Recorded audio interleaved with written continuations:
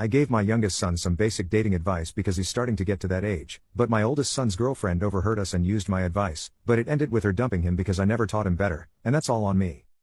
First, I would like to say this actually happened on my youngest son's birthday, but today is the day my oldest son confronted me, so here is what happened. After the cake and presents, my youngest son and I were chatting. He is a young teenager, and now that my wife and I feel he is old enough, and mature enough, we gave him permission to begin dating. He wanted advice on his future relationships. His mom and I almost never fight, and apparently it was noticeable enough that he asked about it. The conversation began by talking about learning to respect your partner, etc.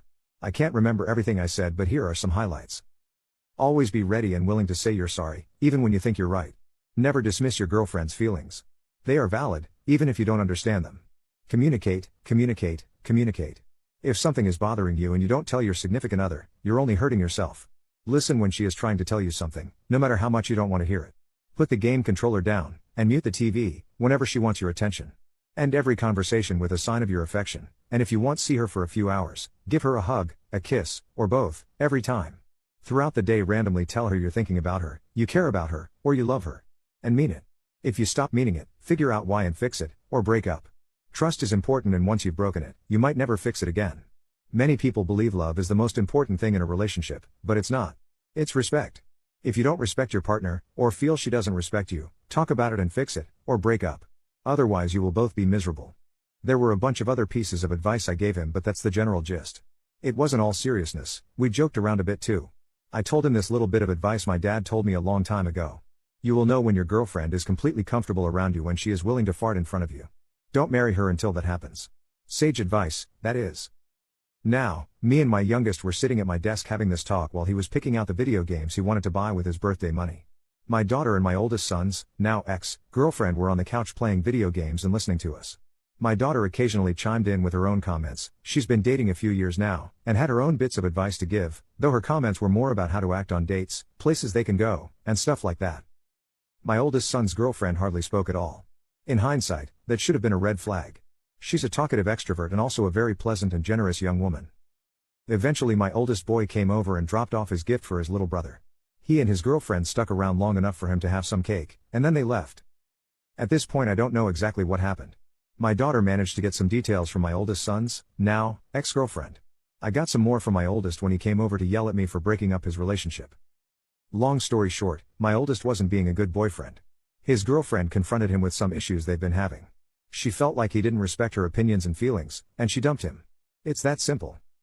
I love all my children with every bit of my heart, even when they are mad at me, and I admit I messed up. I am to blame for his breakup. But not because of what I said in front of his girlfriend. I messed up because I didn't drill the advice I gave my youngest into my oldest boy's head when he was younger. He wants me to post this on one of the Am I the Jerk subs, but I am not going to do that.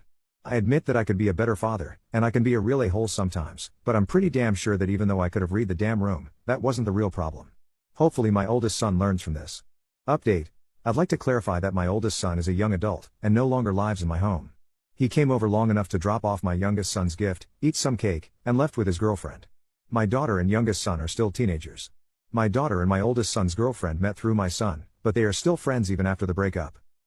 With that said, on with the update. After my oldest son and his girlfriend broke up, and he yelled at me for it, many things have been said, some things I didn't know were revealed, and some secrets were told.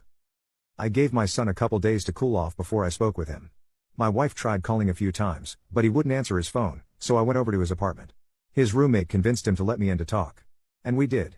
We also did some shouting, a bit of yelling, and hugged once as well. This is when I found out that my son got a job offer out of state a few weeks ago. It's part of an apprenticeship through his trade school. He is considering it, and this was one of the reasons for the recent tension between him and his girlfriend. She wanted him to stay here, where her family is, and he wanted her to go with him if he took the apprenticeship. It's almost twice the hourly rate he makes at his current job, and the apprenticeship will pay for some of his time spent in classes, although the cost of living is higher there as well. Some people pointed out that my son is a bit misogynistic, and I initially thought that may be a bit true, and I learned part of that is from some of the examples he has seen in my home. I talked to him about this and discovered that he sees things about my marriage in a way they were never meant to be seen. One thing that my son pointed out to me was this thing my wife and I call my magic coffee cup.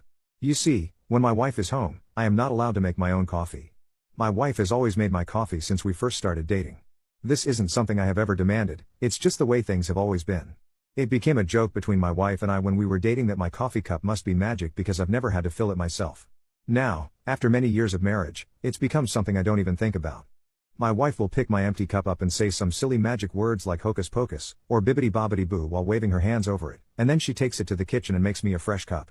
Sometimes I will pick up my empty cup and say some magic words and then shake the cup or peek inside and then in a pitiful whiny voice say to my wife, honey, my magic cup isn't working again. The few times I have tried to make my own coffee when she is home, she gets up, hip checks me out of the way, and makes it for me. I learned my lesson long ago, but my kids never saw that play out when it first developed. This is not the misogynistic act my oldest son believes it to be. I do not think it is my wife's place to have to slave for me by making my coffee. She does it because she loves doing it, not because she has to. If she told me today that I had to make my coffee from now on, I won't say a peep. I'll kiss my wife and go make my coffee. This has become part of another running joke that we have going. The joke is we each don't let the other do specific things around the house so that the other forgets how to do them so we can never leave each other. Officially, I do all the laundry, and she does all the dishes. In reality she does wash the occasional load and I do the dishes every once in a while, but we never admit to doing so. I learned to cook her favorite foods so she forgot how to make them, and she does the same for mine. For example, she can't make eggs over easy anymore, and I've forgotten how to make a good slop, which is sausage and egg noodles in cream of mushroom and topped with fried onions, terrible for you but so good. This, and other little quirks, is part of our love language, and it has taken many years for it to develop. My son mistook the nuanced unspoken, or joked about, parts of our marriage for some sort of male/female traditional marriage role BS.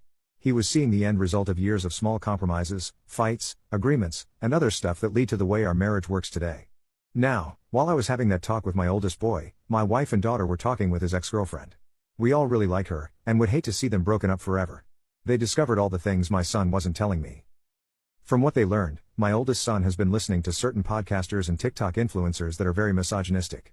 My son wanting her to move out of state with him, while she was reluctant to do so, is just the tip of the iceberg when it comes to their real problems. When they talked about their futures they had wildly differing views on what those futures would be like. For example, he got it stuck in his head that women should do the lion's share of the housework. To be fair, doing the dishes seems like it takes a lot more effort than doing laundry, since most of the time is spent waiting for a dryer cycle to finish. But doing the laundry is more than just washing and folding clothes while watching TV or playing video games. It's changing the linens, changing out the towels and robes in the bathrooms, and changing out and cleaning the curtains around the home.